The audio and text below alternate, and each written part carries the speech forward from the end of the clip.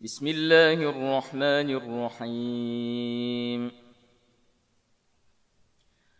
يسألونك عن الأنفال قل الأنفال لله والرسول فاتقوا الله وأصلحوا ذات بينكم وأطيعوا الله ورسوله إن كنتم مؤمنين إنما المؤمنون الذين إذا ذكر الله وجلت قلوبهم وإذا تليت عليهم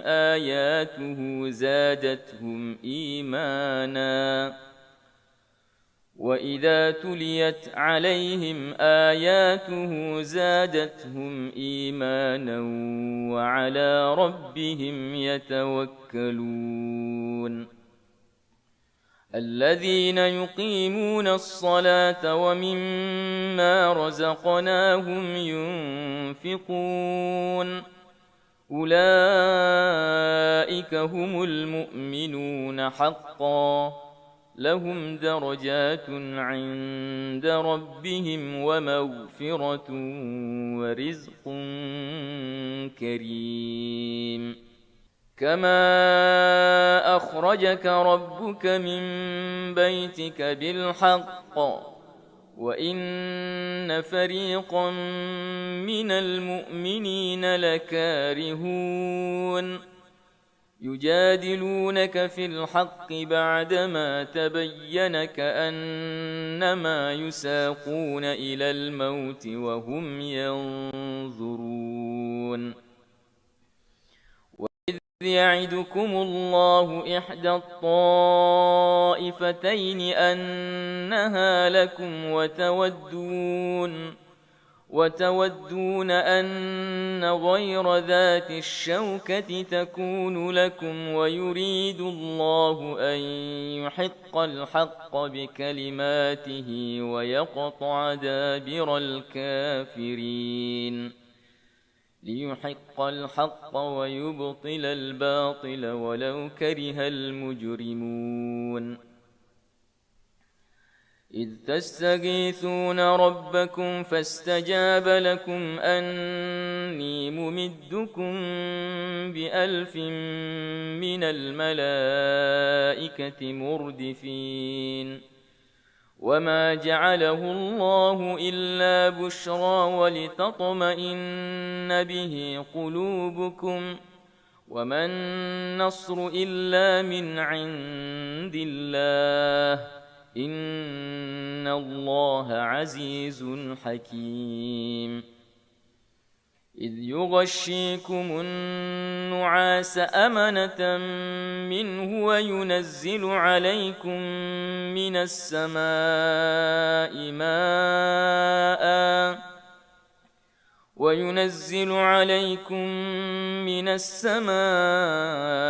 ماء ليطهركم به ويذهب عنكم رجز الشيطان وليربط على قلوبكم ويثبت به الأقدام إذ يوحي ربك إلى الملائكة أني معكم فثبتوا الذين آمنوا سألقي في قلوب الذين كفروا الرعب فاضربوا فوق الأعناق واضربوا منهم كل بنان ذلك بأنهم شاقوا الله ورسوله ومن يشاقق الله ورسوله فإن الله شديد العقاب ذلكم فذوقوه وأن للكافرين عذاب النار يا أيها الذين آمنوا إذا لقيتم الذين كفروا زحفا فلا تولوهم الأدبار ومن يولهم يومئذ دبره إلا متحرفا لقتال أو متحيزا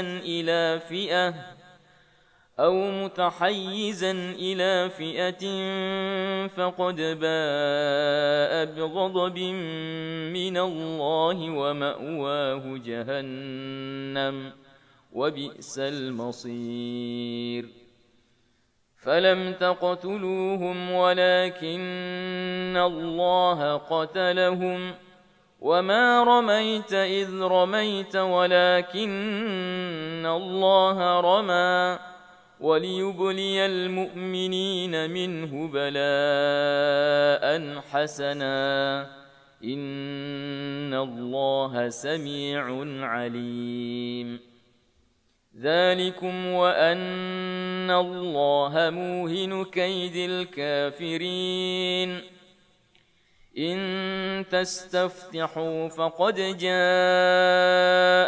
الفتح وإن تنتهوا فهو خير لكم وإن تعودوا نعد ولن تغني عنكم فئتكم شيئا ولو كثرت وأن الله مع المؤمنين يا أيها الذين آمنوا أطيعوا الله ورسوله ولا تولوا عنه وأنتم معرضون ولا تكونوا كالذين قالوا سمعنا وهم لا يسمعون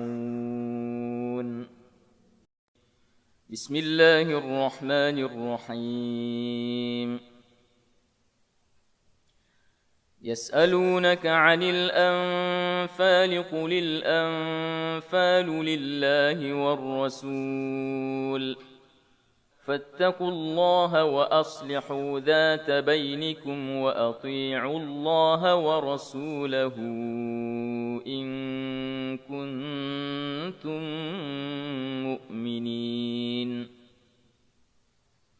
إنما المؤمنون الذين إذا ذكر الله وجلت قلوبهم وإذا تليت عليهم آياته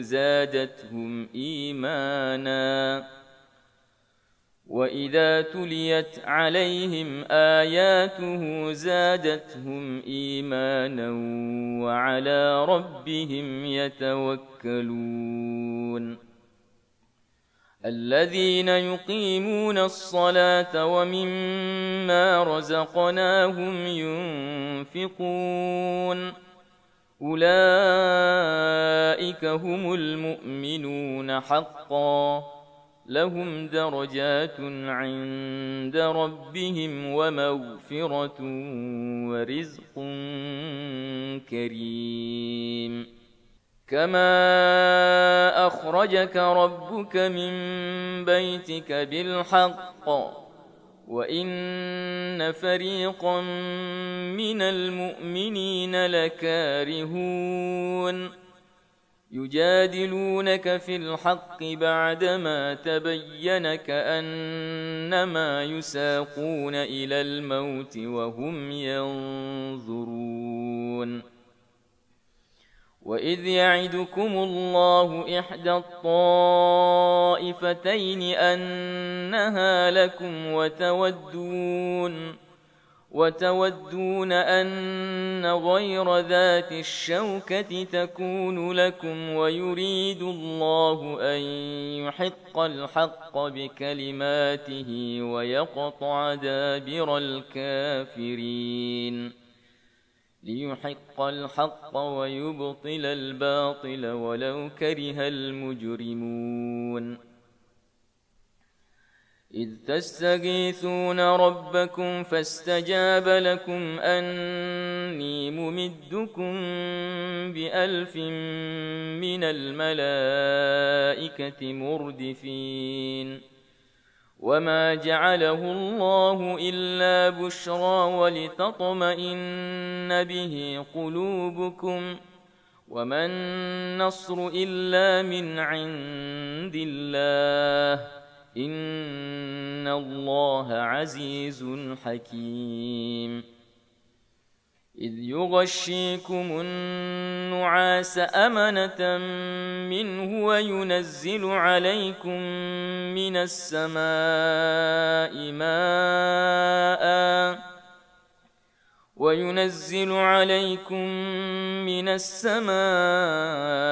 ماء ليطهركم به ويذهب عنكم رجز الشيطان وليربط على قلوبكم ويثبت به الأقدام إذ يوحي ربك إلى الملائكة أني معكم فثبتوا الذين آمنوا سألقي في قلوب الذين كفروا الرعب فاضربوا فوق الأعناق واضربوا منهم كل بنان ذلك بأنهم شاقوا الله ورسوله ومن يشاقق الله ورسوله فإن الله شديد العقاب ذلكم فذوقوه وأن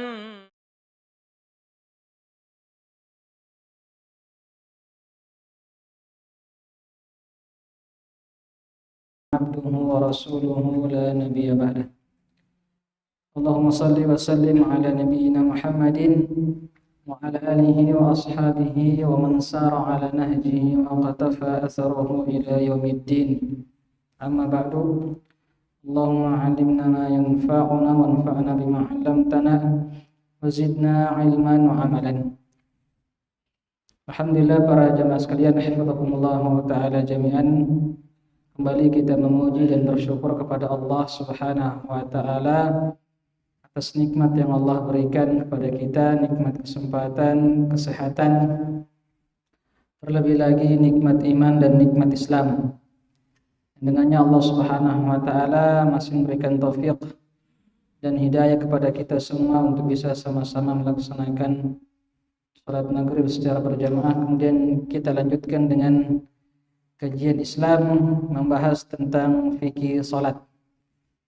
Dan insyaallah kita akan kembali melanjutkan kajian kita biiznillah, yang dimana masih pada pembahasan tentang salatnya orang-orang yang beruzur.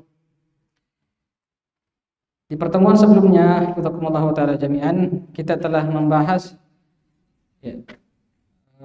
hukum mengqasar salat, meringkas salat, dan salat apa saja yang bisa dia qasar, kemudian bentuk safar atau macam safar apa yang dibolehkan untuk diqasar salat di situ. Ini sudah kita bahas kemarin kan sebelumnya. Maka pembahasan kali ini kita masuk ke pembahasan yang keempat, al-mas'alatur rabi'ah, hal yaksur man nawal iqamah, yaitu bagi seorang musafir yang dia berniat untuk tinggal di tempat tujuannya, apakah dia tetap dibolehkan untuk mengqasar atau tidak, dibolehkan untuk meringkas salatnya atau tidak. Di sini disebutkan man nawal iqamata yahtaju ila tafsil. Di sini ada beberapa perincian, penjelasan. Yang pertama yaitu innawa al-iqamah al-mutlaqah lam yaqsur li'in'idami sabab al-mubih lil qasri fi haqqihi. Yang pertama, jika orang musafir ini dia berniat untuk pergi ke suatu tempat dan dia niatnya tinggal saja, artinya iqamah, tinggal tanpa dia tentukan harinya. Tapi dia niatnya pokoknya saya tinggal di situ secara mutlak, maka dikatakan oleh para ulama kita kalau seperti itu bentuknya, niatnya, maka tidak dibolehkan lagi dia untuk mengqasar atau meringkas salatnya. Jika dia berniat untuk pergi ke suatu tempat safar, pergi jauh, dan dia niatnya tinggal di tempat tersebut tanpa dia tentukan berapa hari dia tinggal di situ, ya mutlak, maka kata ulama kita, ya dia kalau sudah sampai, sudah tiba, maka tidak diperkenankan lagi, tidak dibolehkan lagi dia mengqasar salatnya karena dia sudah terhitung sebagai orang yang muqim, ya, orang yang tinggal, ya, bukan sebagai musafir lagi. Wa kadzalika inna wal iqamata aktsara min 4 ayyam au aqama li hajatin wa dhanna alla tanqadi illa ba'da al-arba'ah. Dan juga yang kedua, jika orang yang pergi ke suatu tempat, ya, dan dia berniat tinggal di tempat tersebut ya sekitar 4 hari, atau dia perkirakan bahwasanya dia akan tinggal di situ bisa jadi lebih dari 4 hari karena ada urusan yang dia sedang ngurus, ya maka hal ini juga kalau seperti itu niatnya, ya di atas dari 4 hari, lebih dari 4 hari dia niatnya tinggal di situ, maka ini juga tidak diperkenankan untuk mengqasar salatnya. Ya, apa dalilnya? Dan ini ya kami sebutkan bahwa ini merupakan pendapat ya jumhur ulama, pendapat ulama kita kebanyakan.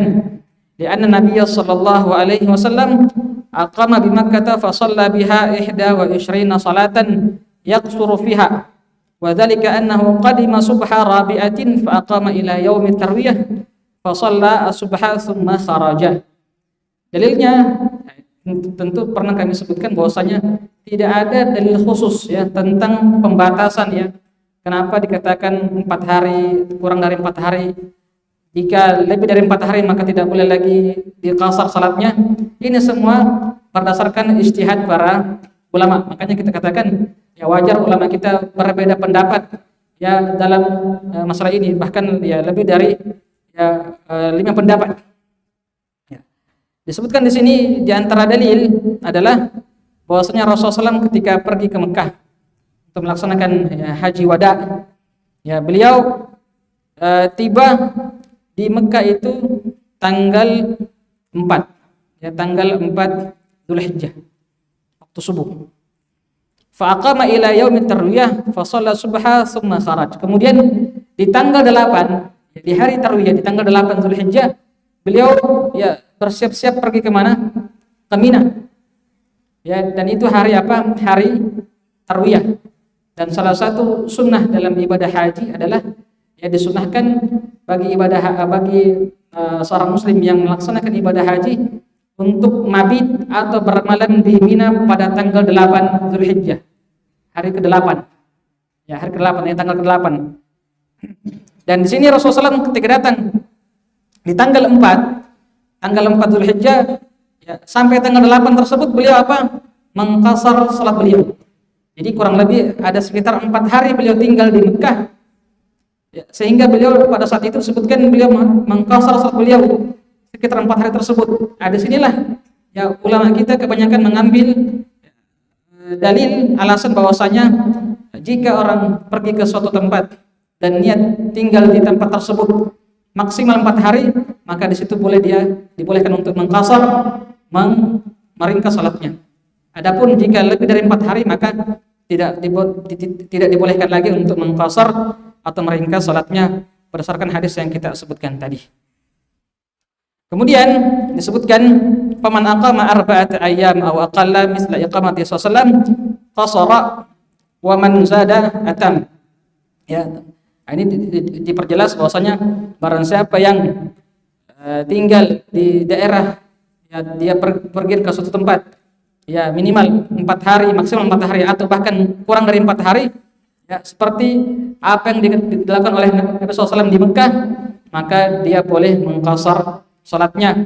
Adapun jika lebih dari 4 hari maka dia wajib untuk menyempurnakan, ya tidak boleh lagi di qasar atau diringkas salatnya. Qala Anas ya, dan juga disebutkan di sini ya asar yang dibawa oleh sahabat yang mulia Anas bin Malik radhiyallahu anhu, aqamna bi Makkah ashran naqsuru as-salah wa ma'nahu ma dzakarna li annahu hasaba khurujihi ila Mina wa Arafa wa ma ba'dahu min al-ashr. Di sini juga disebutkan asar ya dari Anas bin Malik yang dimana beliau mengatakan kami pernah di Mekah, tinggal di Mekah selama 10. Dan ini tidak disebutkan apakah di sini 10 hari atau ya 10 waktu. Dan sebagian ulama mengatakan adalah 10 hari. Sebagian ulama mengatakan yang dimaksudkan oleh Anas bin Malik adalah asar itu adalah 10, yaitu 10 hari naksur salat, dan kami mengqasar salat kami. Wa ma'nahu ma dzakarna, seperti yang kami sebutkan, ya seperti yang disebutkan oleh para ulama kita, li'annahu hasaba khurujihi ila Minah. Ya kalau kita lihat sesuai dengan ketika beliau SAW keluar dari Mina menuju ketika beliau ke Mina, kemudian juga pergi ke Arafah, wa ma ba'dahu minal ashr, dan juga setelah itu ya hari ke-10, karena setelah hari Arafah otomatis besoknya ya hari Yaumun Nahar, ya hari Idul Adha. Ya, wa yaksur in aqama li hajatin bila niyatil iqamati fawqa 4 ayyam. Di sini disebutkan perselisihan pendapat di antara ulama kita. Di sini disebutkan bahwasanya jika misalnya dia pergi ke suatu tempat safar, ya, dan dia memang tidak ada niat untuk tinggal, dia tidak ada niat untuk tinggal di tempat tersebut. Dia pergi ke situ memang ada urusan, ya, bisa selesai urusannya dalam 1 hari, bisa selesai dalam setengah hari, bisa selesai 2 hari, 3 hari, dia tidak tahu. Yang jelas disebutkan bahwasanya dia tidak ada niat sama sekali untuk tinggal di tempat tersebut. Ya, dia ke situ karena memang ada urusan, dan urusannya bisa jadi selesai 1 hari, setengah hari, 2 hari, atau sampai 4 hari. Dan disebutkan jika ternyata urusannya selesai fauqa 4 ayyam wala yadri mata tanqadi, dan juga ternyata urusannya ini selesainya lebih dari 4 hari, atau dia pun tidak tahu kapan selesainya urusannya ini, maka di sini kata para ulama kita sebagian mengatakan boleh dia mengqasar salatnya, boleh dia ringkas salatnya. Selama dia tidak ada niat sama sekali untuk tinggal di tempat tersebut. Yang jelas selama dia mengerjakan urusannya dan ketika itu selesai dalam 3 hari, 4 hari, atau 5 hari, maka dia boleh mengqasar salatnya sebagaimana yang disebutkan oleh para ulama kita. Atau juga au bisa zulman au bimatarin walau aqama sini. Atau juga misalnya orang pergi ke suatu tempat, kemudian ketika mau kembali ternyata tidak bisa kembali ke kampungnya. Di antara sebabnya adalah bisa zulman, yaitu mungkin ditahan dengan cara yang zalim, misalnya ada orang mungkin yang tahan dia dengan cara yang tidak benar, artinya dianiaya misalnya, zulman. Maka dia kata para ulama kita dalam kondisi seperti itu boleh juga dia qasar salatnya, au bimatarin, atau misalnya orang yang ketika mau kembali ke kampungnya tidak bisa karena hujan yang begitu deras, misalnya terhalang hujan. Kalau dia paksakan pergi pada saat turun hujan, bisa mungkin mengakibatkan kesusahan, atau mungkin bisa mendatangkan mudarat bagi dirinya. Maka kata para ulama kita ini juga boleh dia mengqasar salatnya pada saat itu. Walau aqama sinin, walaupun kata para ulama kita, dan qadarullah kalau ternyata dia tinggal di situ bertahun-tahun. Dan ini tentu pendapat sebagian ulama kita, yang dimana kata Syekh bin Baz rahimahullah taala, adapun orang yang misalnya pergi bersafar dengan niat kerja atau niat belajar, dia ingin belajar, misalnya belajar agama, dia niatnya tinggal 4 tahun, maka dia tidak terhitung musafir lagi, maka dia seperti orang yang mukim, dan wajib dia menyempurnakan salatnya dan tidak diperkenankan untuk mengqasar salatnya. Faqala Ibnu Munzir, dan di sini beliau para ulama kita mengutip perkataan Ibnu Munzir antara para ulama kita, ajma'u ala anna al-musafir yaqsur ma lam yujmi iqamatan. Ya, ulama kita sepakat bahwasanya boleh bagi seorang musafir untuk mengqasar, meringkas salatnya selama dia belum berniat atau dia tidak meniatkan untuk tinggal di tempat tujuannya. Ya, walaupun lebih dari 4 hari. Nah, ini makanya kita kalau kita lihat sebagian para ulama, walaupun dia tinggal misalnya datang ziarah ke Makassar, ya, dan biasanya lebih dari 4 hari, ya, selama dia tidak meniatkan tinggal iqamah, ya, dia tidak niatkan tinggal, hanya memang mengerjakan urusan yang dia miliki, maka kata para ulama kita, ya, boleh dia untuk mengqasar, meringkas salatnya. Allahu a'lam. Nah, ini masalah yang keempat. Kemudian jamaah sekalian, hafizhakumullah taala jami'an, al-mas'alatul khamisah, ya, masalah yang kelima adalah al-halat allati yajibu 'alal musafir fiha itmamus shalah, yaitu kondisi-kondisi, keadaan-keadaan yang wajib bagi musafir untuk menyempurnakan salatnya. Nah, ini kan terdengar aneh, ya. Kita tadi sudah sebutkan bahwasanya seorang musafir itu memiliki keringanan, diberikan keringanan dalam syariat bahwasanya boleh untuk mengqasar, boleh untuk meringkas salatnya. Tapi ternyata para jamaah sekalian, hafizhakumullah taala jami'an, ada kondisi-kondisi, ada keadaan-keadaan yang dimana di situ wajib bagi seorang musafir untuk tetap menyempurnakan salatnya. Ya, apa saja kondisi tersebut? Disebutkan di sini, ya, pengecualian diantaranya. Yang pertama, idza atammal musafir bimuqim fayalzamuhu al-itmam liqauli sallallahu innama ju'ilal imamu liyutamma bihi. Dan juga sini disebutkan yang pertama, kondisi yang pertama adalah ketika seorang musafir salat di belakang imam yang, ya, dia muqim. Imam ini bukan musafir, tapi dia, ya, orang yang domisili di situ. Kemudian seorang musafir ini datang ke masjid, ya, bermakmum, ya, yang dimana imamnya ini dia jadi makmum, ya, jadi musafir ini jadi makmum, dan imamnya ini orang yang tinggal di situ, ya, orang yang domisili di situ. Di sini kata para ulama kita, dalam kondisi seperti ini maka musafir tetap wajib menyempurnakan salatnya seperti salatnya imam. Kalau salat zuhur 4 rakaat, maka musafir yang salat di belakang imam tadi juga wajib menyempurnakan salatnya 4 rakaat. Tidak boleh dia, ya, salat 2 rakaat.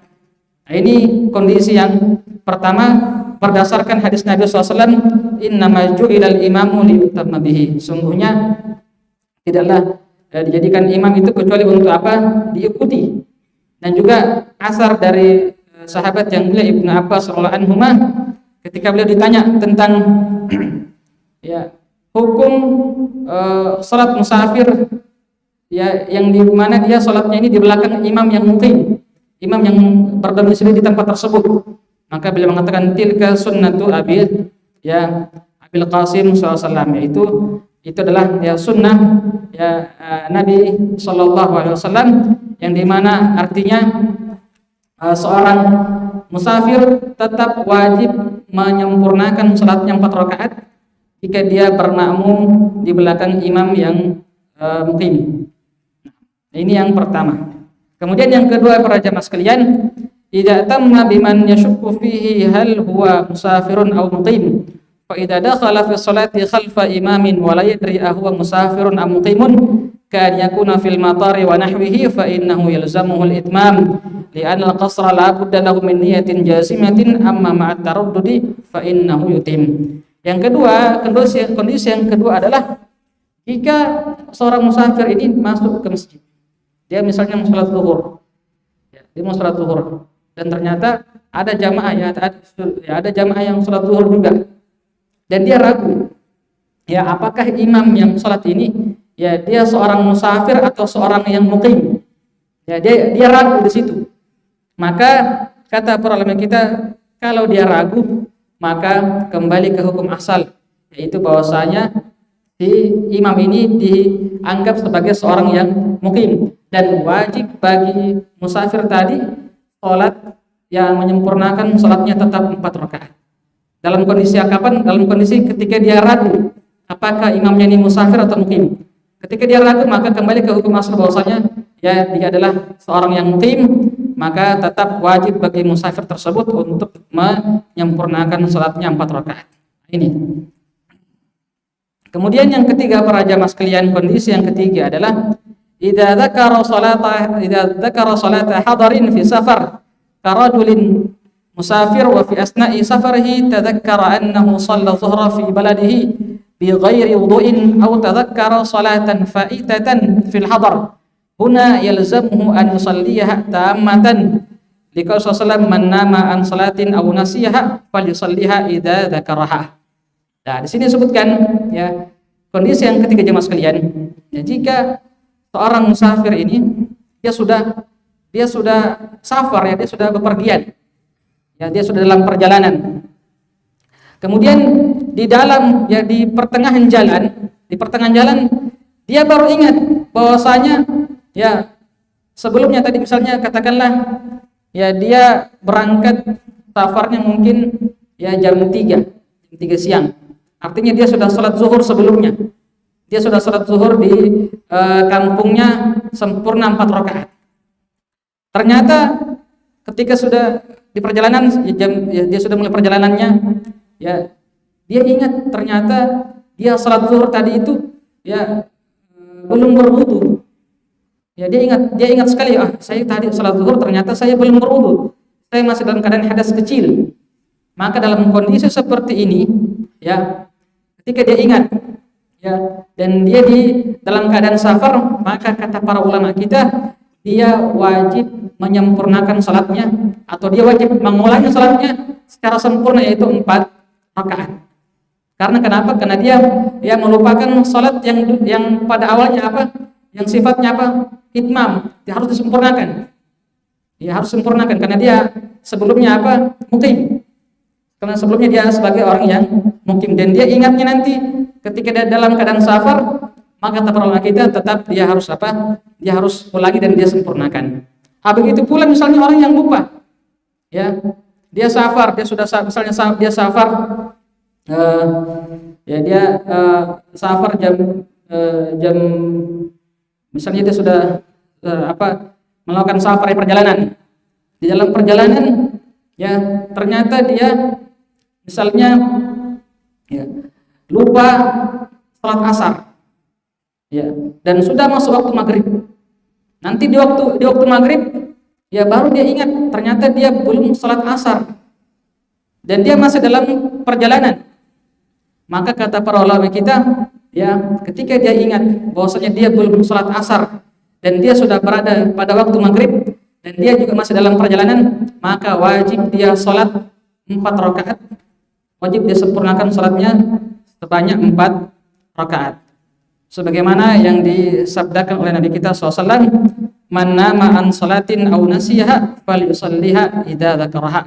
Barang siapa yang ya ketiduran ya sehingga luput baginya salat atau lupa, maka ketika dia ingat maka hendaknya segera dia salat.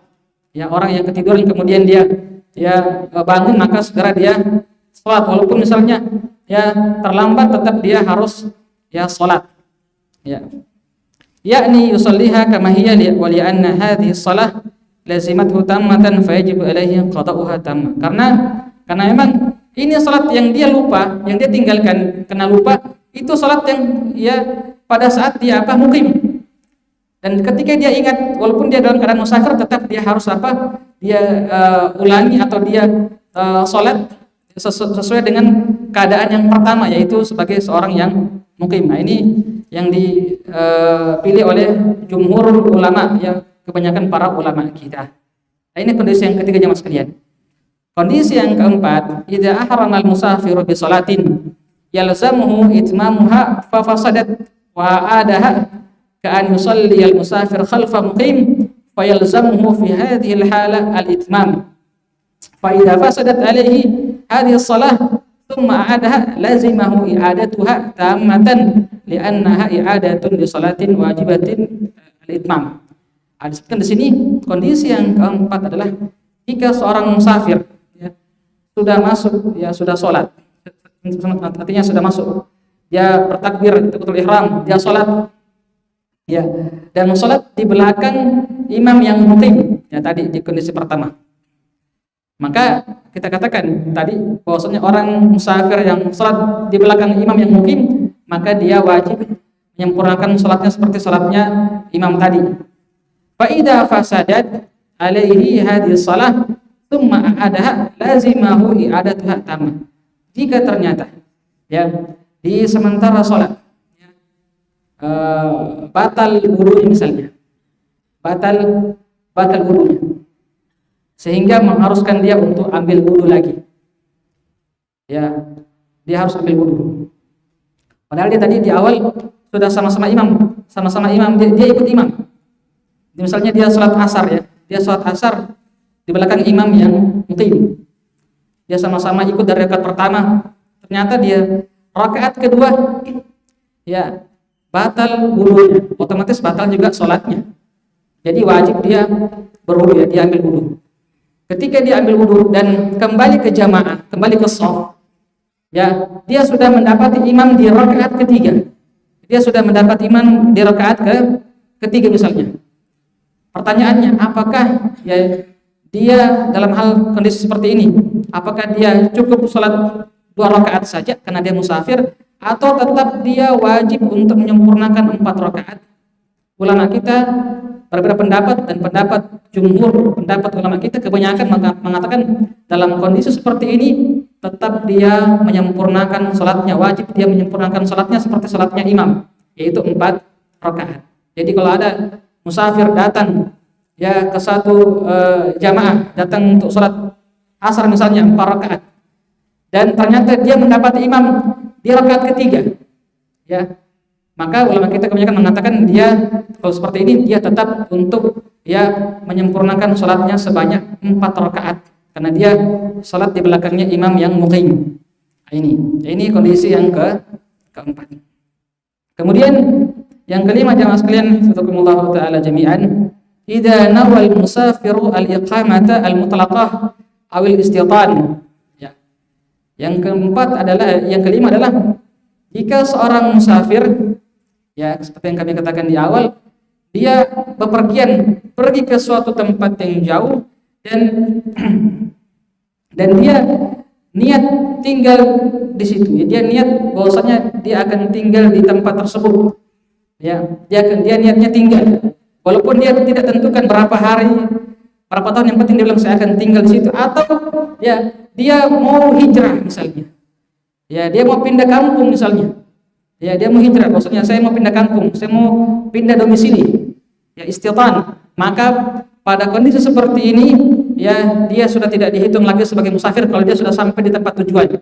Maka wajib baginya untuk apa? Wajib untuk yang menyempurnakan sholatnya, tidak dihitung sebagai musafir. Nah, ini para jamaah sekalian, yang 5 kondisi diwajibkannya seorang musafir untuk tetap menyempurnakan sholatnya. Nah, ini berkenaan dengan mengqasar sholat. Ya, semoga bisa dipahami. Nanti kita bisa, kalau ada yang mau ditanyakan silakan. Kita masuk ya pembahasan terakhir, ya, yaitu berkenaan dengan menjamak ya 2 salat. Ya, al-jam'u baina salataini wa fihi masail. Ya, hukum berkaitan dengan menggabungkan 2 salat.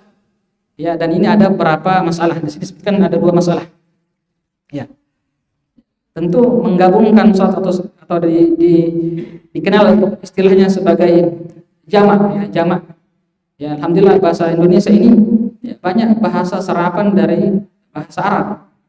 Ya, qasar itu kan sudah dikenal orang Indonesia, ya. Jamak itu kan dari bahasa Arab. Ya, al-jam'u. Di sini disebutkan ya bagaimana menjamak 2 salat.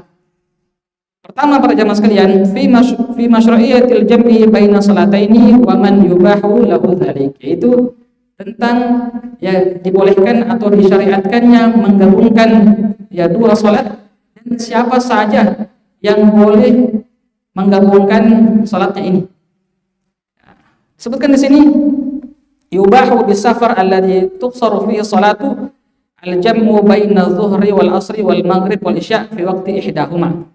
Ya, yang pertama bahwasanya dibolehkan ya pada kondisi safar untuk mengqasar, meringkas salat, dan juga dibolehkan untuk menggabungkan, menjamak antara salat zuhur dan asar ya di waktu zuhur ataupun di waktu asar, dan juga dibolehkan menggabungkan salat maghrib dan salat isya, baik itu di waktu maghrib ataupun di waktu isya. Ya, ini berdasarkan hadis ya diriwayatkan oleh sahabat yang mulia Mu'adz bin Jabal radhiyallahu anhu, anna Nabi sallallahu alaihi wasallam kana fi ghazwati Tabuk idza irtahala qabla zaygi syams akhara dhuhra hatta yajma'aha il asri yusallihuma aw yusallihima jami'an. Disebutkan di sini bahwasanya berdasarkan hadis yang diriwayatkan oleh sahabat yang mulia Mu'adz bin Jabal, bahwasanya beliau mengatakan Nabi kita SAW ketika di perang Tabuk ya, itu Tabuk jarak antara Madinah dengan kota Tabuk itu sangat jauh, kurang lebih 700 km, sangat jauh. Makanya ya, ketika kaum muslimin ya pergi ke Tabuk itu, memang pada saat itu di perang Tabuk begitu banyak ujian. Pertama ketika musim panas, sangat panas. Yang kedua juga ya ketika musim ya panen kurma. Jadi ada sebagian sahabat atau sebagian kaum muslimin juga dilema ketika musim panen ini dan dihadapkan dengan apa? Panggilan jihad. Ya.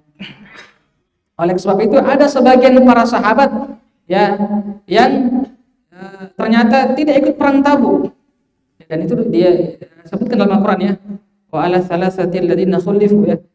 Ada 3 orang sahabat yang tidak ikut ya perang Tabuk tanpa alasan yang dibenarkan. Ya, padahal kaum muslimin ini pergi ya dengan begitu berat ya, musim panas dan jaraknya yang begitu jauh, dan juga pada saat itu sedang musim panen ya, dan sebagian kaum ya, sahabat rela tinggalkan itu ya panen kurmanya dan ya, mengikuti ya, menjawab panggilan jihad itu. Sehingga Rasulullah SAW ketika tahu bahwasanya ada 3 sahabat yang ternyata tidak ikut perang Tabuk tanpa alasan syar'i, beliau pun marah dan memboikot. 3 sahabat ini ya diboikot selama 50 hari.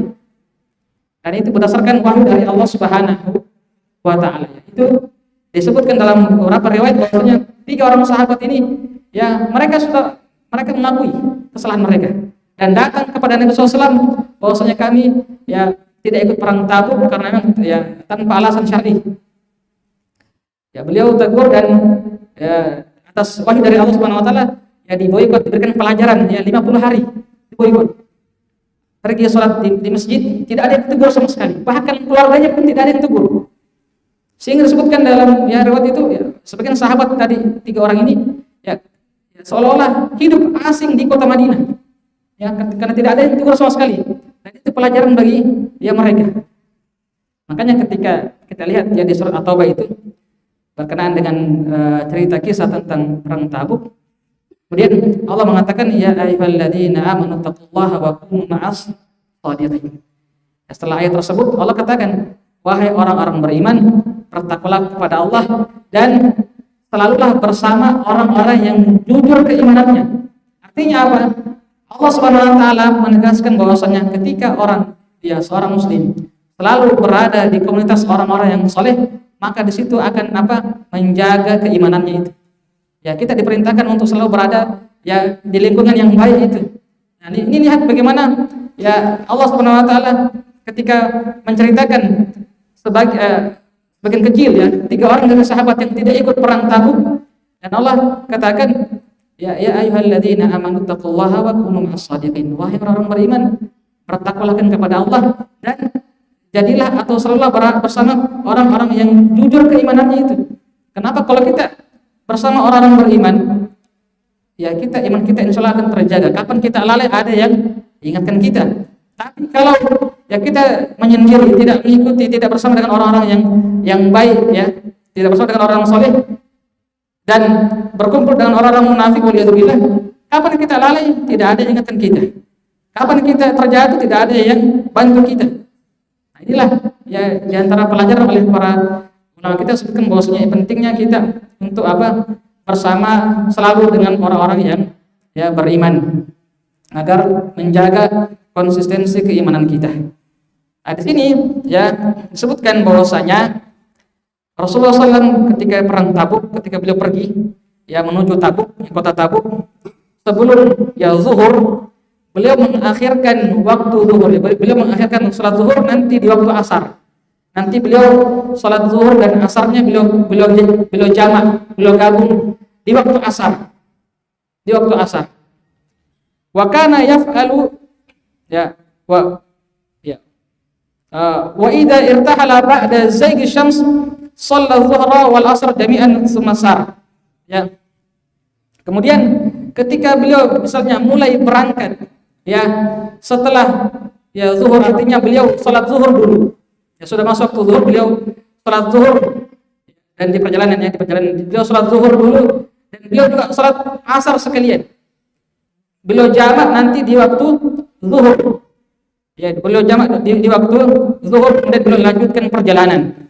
Wa kana yaf'al misla dzalika fil maghrib wal isya, dan juga ini beliau lakukan seperti beliau juga lakukan di waktu maghrib dan di waktu isya. Artinya di salat maghrib isya pun beliau juga jamak.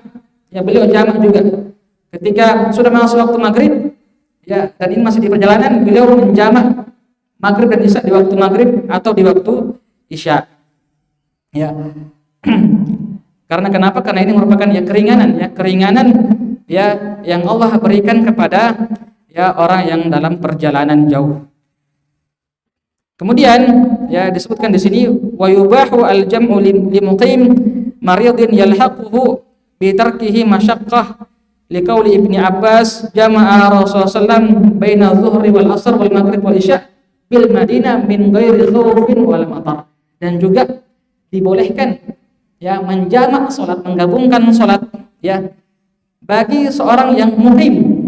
Ya, ingat, bagi seorang yang mukim tapi dia sakit, dalam kondisi sakit. Ya, jadi kita kata bahwasanya Makassar itu terkhusus bagi orang yang musafir saja. Ya. Untuk ringkas salat itu hanya bagi orang musafir. Sedangkan orang yang sakit ya dia tetap dia harus menyempurnakan salatnya, tapi dibolehkan dia untuk menjamak. Dibolehkan dia untuk menjamak salatnya, menggabungkan salatnya. Ya, jadi kalau dia mukim dan dia sakit, tidak bisa dia salat ya di setiap waktunya, maka dibolehkan dia menjamak, menggabungkan antara zuhur dan asar di waktu zuhur atau di waktu asar, atau juga bisa dia salat maghrib dia gabungkan dengan salat isya 3 rakaat dan 4 rakaat baik di waktu maghrib maupun di waktu isya.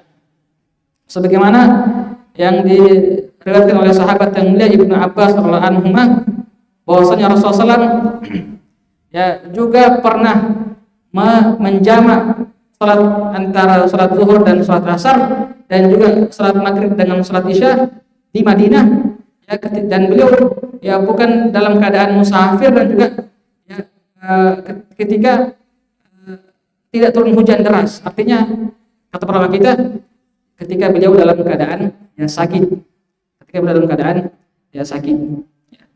Wali'annahu sallallahu alaihi wasallam amara al-mustahadata bil jam'i baina salati, dan juga ya diperkuat bahwasanya Rasulullah SAW pernah menyuruh wanita yang dalam keadaan istihadah.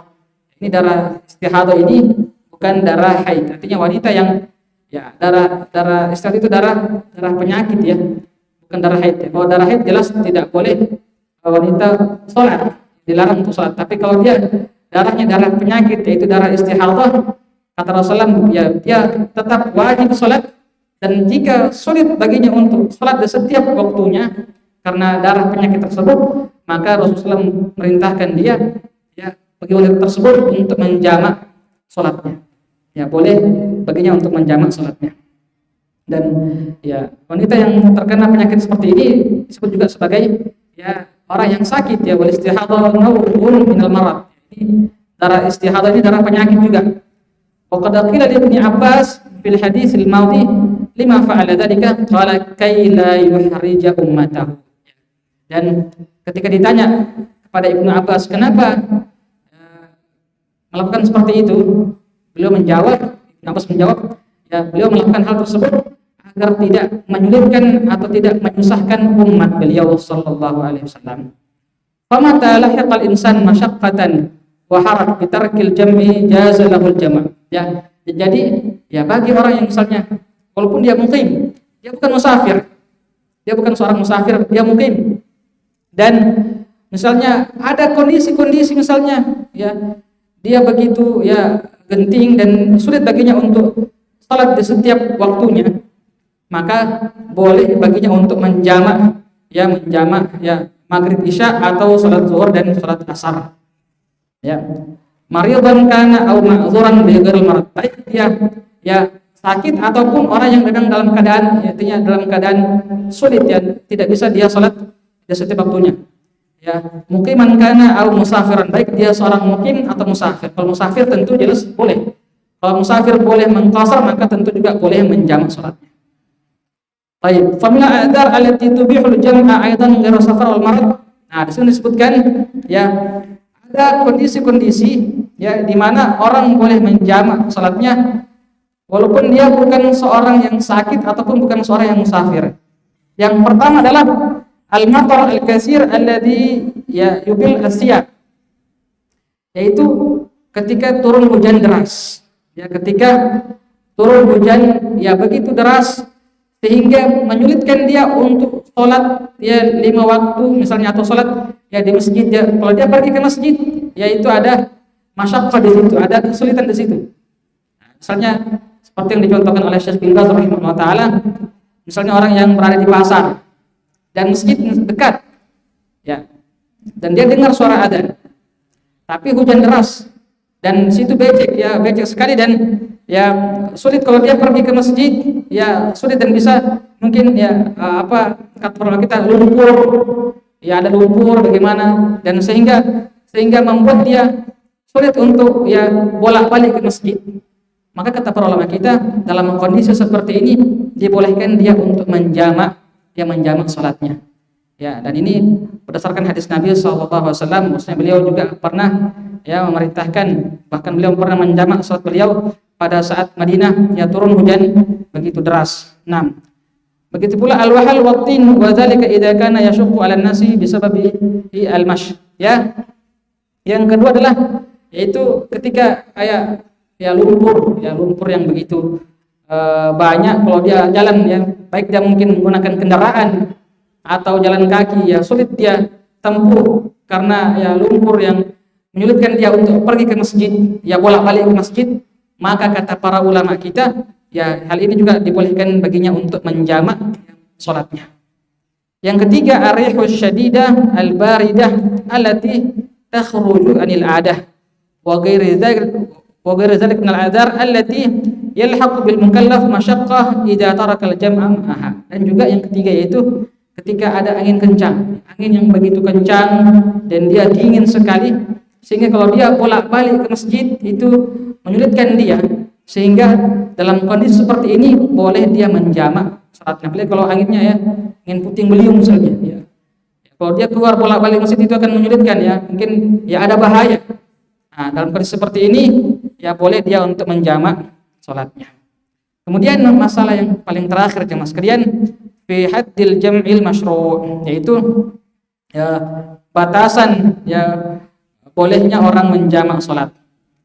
Wa haddul jam'il masyru' wal jam'u baina salati zuhri wal asr wal maghrib wal isya bi nisbati lil musafir wa man fi hukmihi wa kadzal jam'u fil hadar bi sababil matar wa ma fi hukmihi fayajuzu bainal isya'aini wa dhuhraini li hadits Ibnu Abbas qabla qalil wa qad fa'ala Abu Bakar wa Umar wa Utsman li'anna al-illata min al-jam'i bal isya'aini wujudul masyaqqah wa hiya fi dhuhraini aydan. Nah, di sini yang paling terakhir sekedar penegasan saja bahwasanya dibolehkan orang menjamak salatnya yaitu ya pada salat zuhur dan salat asar dan juga salat maghrib dan salat isya. Ya baik dia seorang musafir atau ya orang yang semisalnya.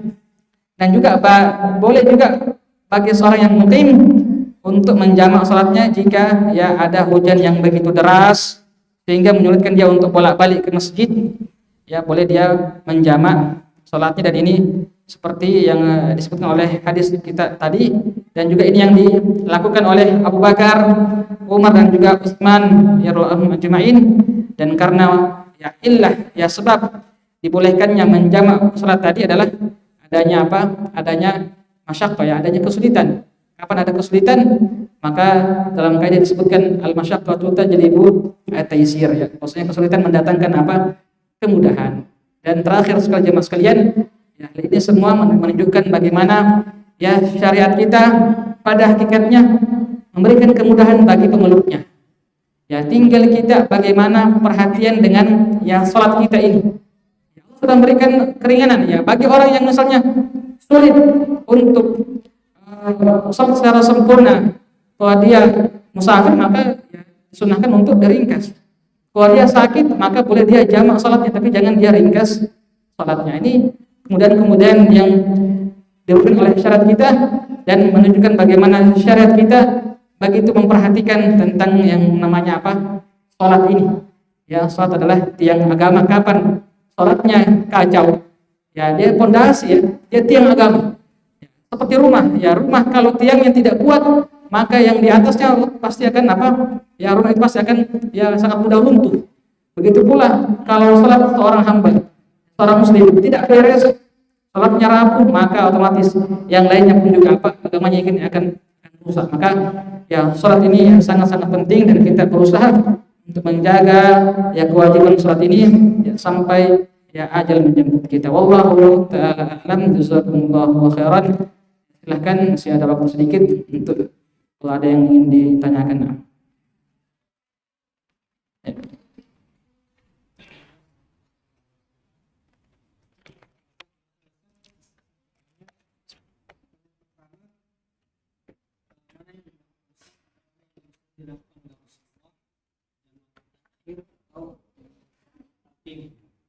Kedua, misal kasus kita sementara sholat kita ingin jangan takhir di waktu isya atau isya. Biasanya kan mungkin tidak ada Ustaz kalau sudah isya tutup. Jadi pas masuk waktu isya kita ingin jangan maghrib isya, mungkin sudah sholat. Jadi, apakah di sini kita ikut?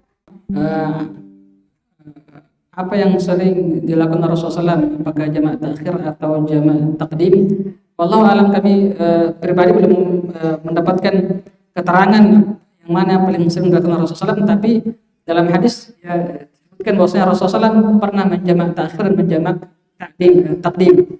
Adapun yang mana beliau paling sering lakukan ini belum kami dapatkan, wallahu alam. Artinya ya, boleh ya, dua-duanya boleh. Artinya semampu kita. Artinya yang mana mudah bagi kita itulah kita lakukan. Nah, dan itu kalau kita lihat dari hadis Rasulullah SAW, beliau kenapa beliau jamak takdim, itulah yang paling mudah bagi beliau. Kalau kita lihat dalam perang Tabuk, ketika beliau mau pergi ke Tabuk, dalam perjalanan ya irtahala qabla zaghi syams. Beliau mulai perjalanan itu sebelum masuk waktu zuhur. Ya. Kapan beliau salat zuhur asar? Nanti beliau salat zuhur asar di perjalanan dan beliau salatnya di waktu asar. Beliau jamak takhir dan itu yang beliau lihat itu lebih mudah. Ya, karena itu kan ya sudah jauh perjalanan dan beliau perlu butuh istirahat. Ya, nanti beliau jamak takhir. Dan juga disebutkan dalam riwayat wa idza irtahala ba'da zaidi syams shalla zuhur wa asar jami'an tsumma sar. Dan ketika beliau ya mulai perjalanan setelah zuhur, artinya beliau sudah mulai setelah zuhur beliau sudah mulai berjalan dan beliau ya salat memang artinya di perjalanan belum jauh dari kota Madinah, beliau salat zuhur memang ya, beliau salat zuhur dan asar beliau jamak ya. Kemudian beliau dan itu salat zuhur asarnya di waktu zuhur dan beliau lanjutkan lagi ya kembali perjalanan. Ini lihat yang mana lebih mudah. Kemudian yang kedua tadi bagi orang yang belum musafir, yang belum salat maghrib dan isya dan dia singgah di masjid dan dia sudah dan jamaah ini sementara salat isya. Kalau jamaah sementara salat isya, artinya sudah salat isya, maka ya kita musafir tetap afdalnya kita ikut mereka, kita ikut jamaah mereka. Nah, cuma masalahnya apakah karena kita kan belum salat maghrib ini, apakah kita salat isya dulu sama mereka kemudian nanti maghribnya belakangan setelah isya, ulama kita jumhur ulama mengatakan, ulama kita kebanyakan kalau dalam proses seperti ini maka tetap wajib dia berurutan. Tetap wajib dia berurutan, tapi kita belum maghrib. Sedangkan ini jamaah sudah salat isya, tidak masalah. Bagaimana modelnya kita? Ya, niat kita berbeda antara makmum dengan imam, ini tidak masalah. Dan ini yang dikatakan oleh para ulama kita, bahwasanya antara imam dan makmum ketika niat berbeda, ini tidak mempengaruhi salat sama sekali. Salatnya tetap sah. Artinya kita musafir salat maghrib di belakang imam yang salat isya, ini sah salat maghrib kita. Bagaimana modelnya? Imam salatnya 4 rakaat, kita maghrib 3 rakaat. Ya, kita yang maghrib 3 rakaat, kata para kita tetap salat maghrib ya 3 rakaat ikut imam. Ya. Ketika imam naik ke rakaat keempat, kan salat isya mereka. Kita musafir ini, apa yang kita lakukan? Kata Syekh Utsaimin rahimahullah taala, kita tetap dalam keadaan tasyahud. Kita tetap dalam keadaan tasyahud, menunggu imam sampai salam. Kalau imam sudah salam, kita pun juga ikut salam. Ini salat maghrib, kita salat maghrib, kita ikut salam sama-sama imam. Jadi ketika kita di rakaat ketiga, karena kita posisi kita sebagai musafir salat maghrib, kita di rakaat ketiga kita tasyahud menunggu imam. Ya kita doa lah di situ. Ya kan disunahkan juga berdoa ya pada tasyahud terakhir. Kita berdoa ya sampai menunggu imam salam. Ketika imam salam, kita pun ikut salam. Ketika selesai, maka kita sama rombongan tadi salat isya 2 rakaat. Ya qasar, karena ya kan semua rombongan ini sama-sama musafir. Allahu a'lam bishawab. Baik.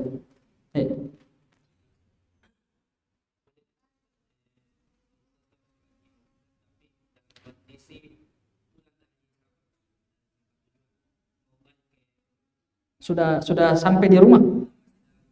Oh iya, kalau dia masih dalam perjalanan itu masih terhitung musafir dan boleh mengqasar dan menjamak salatnya, tidak mengapa. Bahkan sunnah hukumnya. Tapi kalau dia sudah sampai di rumahnya belum salat ya, maka tidak boleh dia mengqasar salatnya. Adapun menjamak, di sini dilihat. Kalau misalnya dia sudah capek sekali, ya sudah capek dan misalnya mungkin tiba di kampungnya pada waktu isya, maka otomatis di sini dia ya pertama tidak boleh mengqasar salatnya, tapi dia boleh jamak maghrib dan isya di waktu isya. Nah, wallahu a'lam.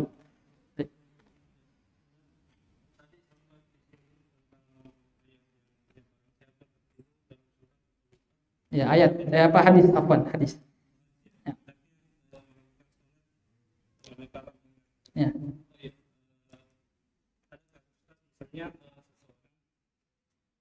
Lupa bahwa dia sedang junub dan dia junub sudah beberapa hari baru dia ini. Pertanyaan saya, apakah setelah beberapa hari semuanya diganti, dan kalau ia wajib diganti, bagaimana teknis gantinya? Ya. Nah, di sini ulama kita menyebutkan di sini jelas ya bahwasanya kita juga ditanya masalah ini, jika orang yang sholat ya ternyata setelah beberapa hari baru dia ingat, ternyata misalnya 2 hari yang lalu dia dalam keadaan junub misalnya, dan dia baru ingat sekarang, dan 2 hari, jadi otomatis selama 2 hari ini dia ya belum mandi wajib misalnya, maka yang pertama dia segera mandi wajib dan sholatnya tetap wajib dia ulangi. Nah kita sepakat dia wajib tetap diulangi. Dan bagaimana teknisnya? Ya dia misalnya dia 2 hari lalu dia misalnya mulainya maghrib isya misalnya, maghrib isya dia ulang ya, dari maghrib isya dia teruskan saja, artinya tidak menunggu nanti masuk waktu maghrib, tidak.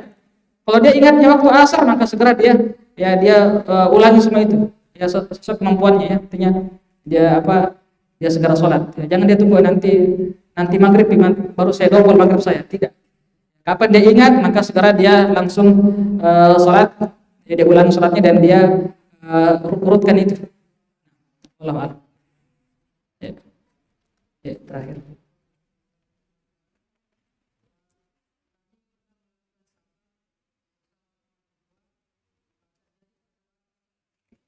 itu kami berangkat sebelum maghrib, begitu masuk waktu maghrib, tapi sudah lewat waktu maghrib, melaksanakan salat maghrib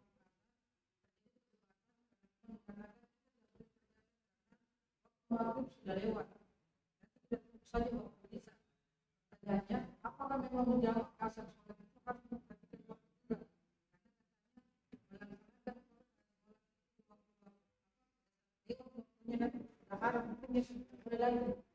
Ya.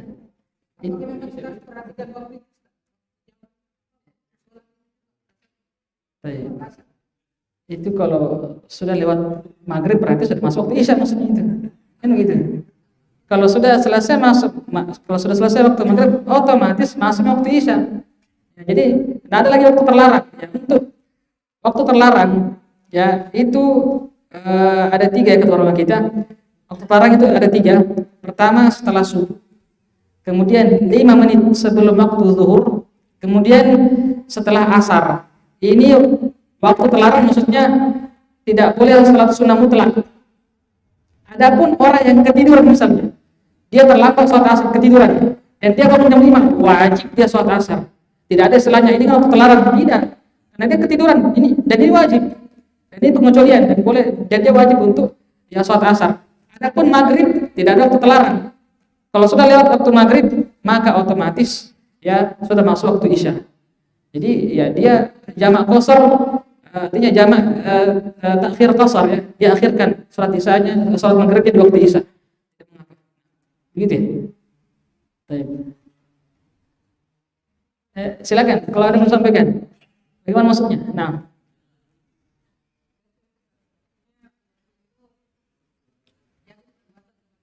Baik. Baik.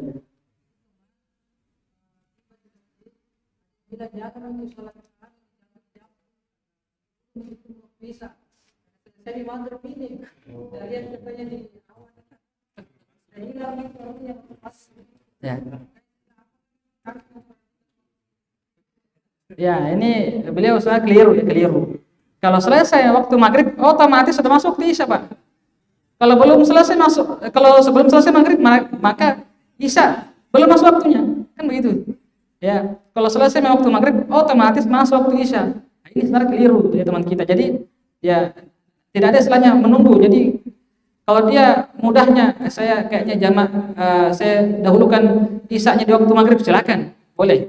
Atau nanti saya akhirkan maghrib di waktu isya, itu juga boleh. Dua-duanya boleh. Allah a'lam. Ya.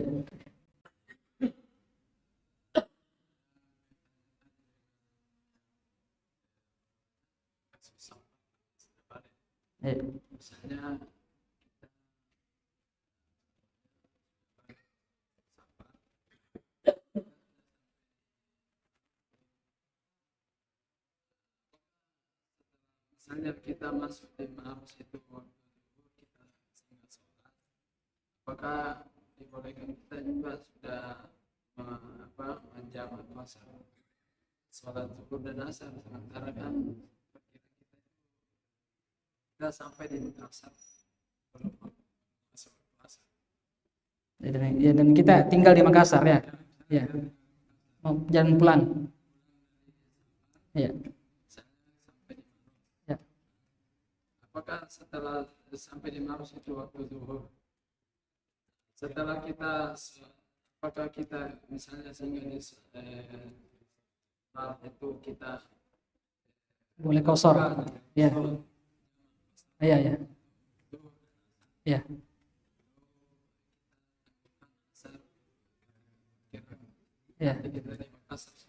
Iya betul. Iya. Jadi ya kalau kita tinggal di Makassar dan sekarang musafir dan mau kembali ke Makassar, kebetulan sudah masuk waktu zuhur dan kita sekarang berada di Maros, bolehkah kita jamak qasar? Boleh. Selama kita belum sampai di Makassar, tempat tujuan kita, tempat kampung kita, maka di Maros kita masih dibolehkan untuk mengqasar dan menjamak salat. Kenapa? Karena kita masih terhitung musafir. Nah, jadi boleh. Walaupun nanti perkiraan kita saya nanti kalau sampai kira-kira di Makassar ini sekitar jam 3, belum masuk waktu asar, nah tidak ada masalah.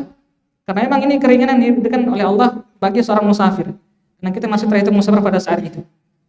Allahu a'lam. Jazakumullahu khairan, barakallahu fikum. Apa yang bisa kita pelajari pada kesempatan yang singkat kali ini semoga bermanfaat bagi kita semua. Jazakumullahu khairan. Kita tutup dengan doa kafaratul majlis. Bihamdika asyhadu an la ilaha illa anta astaghfiruka wa atubu ilaik. Akhiru da'wana alhamdulillahirabbil alamin. Wassalamualaikum warahmatullahi wabarakatuh.